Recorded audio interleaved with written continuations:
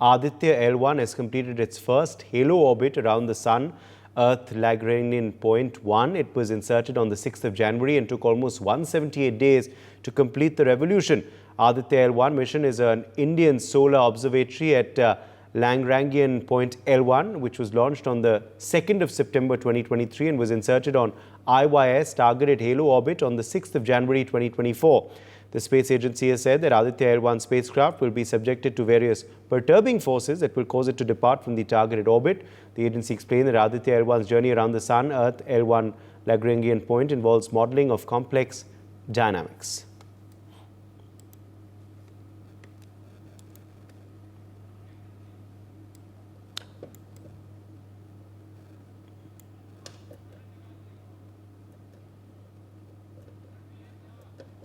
Group Captain V.N. Jha, Joint Director DRDO, is joining us live on the broadcast. Group Captain Jha, Aditya-L1 completing its first orbit. Your first reaction to this development? Very good morning, Uday. Yes, it is completing the first circle of the halo orbit, where it was placed in the Lagrangian 1 point there.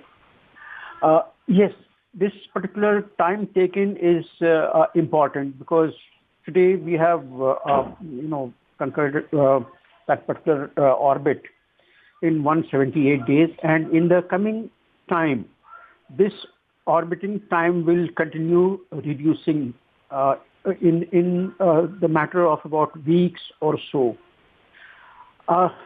The Aditya will continue remaining in the L1 point for about 10 to 15 years in case if this orbit continues in that 6 months period or so. And in this time, all the 7 sensors that the Aditya carries, it will keep on giving us very, very valuable wealth of the data from the sun's surface. That is, whether it is the visible emission of the line coronagraphy in the visible spectrum, ultraviolet spectrum that we have already seen. ISRO had earlier released some of the photographs taken in the ultraviolet imaging telescope. So that we will see. There are 2 particular sensors to map the X-ray in the spectrometry, whether it is soft X-ray or the hard X-ray. Then the solar wind particle, also especially the protons and the heavier ions. This will also be continued mapping by the Aditya.